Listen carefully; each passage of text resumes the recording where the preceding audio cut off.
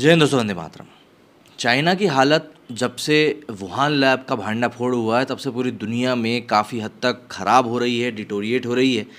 और इसके साथ भी आपको जो दो शब्द कहने हो आप कह सकते हैं। मतलब की सीधी सी बात यह है कि चाइना के ऊपर जो एक भरोसा किया जाता था, कहीं ना कहीं उसकी चीप लेबर उसका एक बहुत बड़ा कारण था, वहाँ की टेक्नोलॉजी उसका एक बहुत बड़ा कारण था।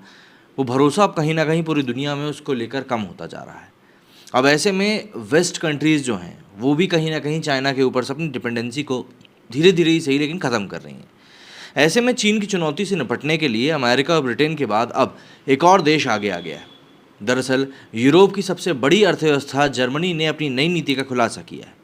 उसने एशिया की सबसे बड़ी अर्थव्यवस्था चीन को साझेदार, प्रतिस्पर्धी और ढांचागत प्रतिद्वंदी बताया है। जर्मन सरकार ने 64 पन्ने का दस्तावेज जारी करते हुए कहा कि उसका उद्देश्य जर्मन अर्थव्यवस्था की चीन पर निर्भरता को खत्म करना है। नई नीति में वो चीन के साथ रिसर्च में सहयोग बंद करेगा।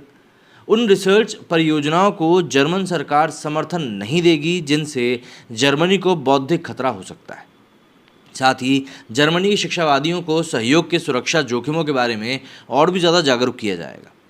प्रमुख क्षेत्रों की अगर बात करें तो इनमें चीनी प्रौद्योगिकियों पर निर्भरता कम करने के लिए जर्मन जो है सीधे तौर पर ऐसे कदम उठा रहे हैं जिनसे कि सीधे सीधे तौर पर चाइना को नुकसान हो। जर्मनी चीन के साथ उन परियोजनाओं से पैसा निकालना चाहता है जिसमें नॉलेज ट्रांसफ़र हो सकता है।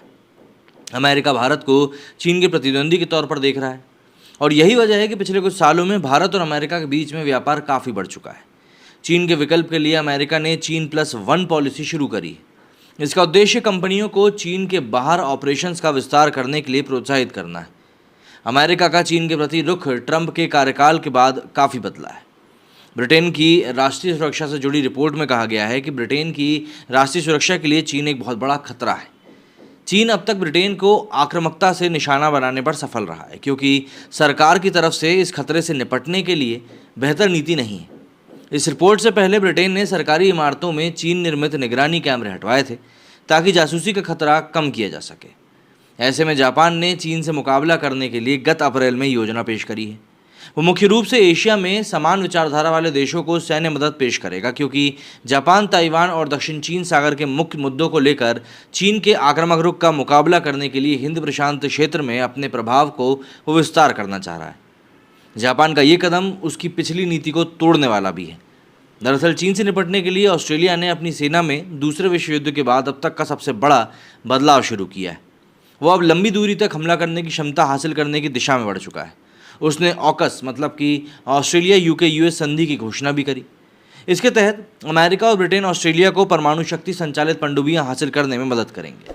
चीन के कुल विदेशी व्यापार में करीब 5% गिरावट भी आई है। भारत और चीन के बीच सालों के बाद द्विपक्षीय व्यापार में करीब 1% का घाटा भी हुआ है। चीन और ब्रिटेन के बीच कारोबार बीते साल में 6.7% तक घट गया है।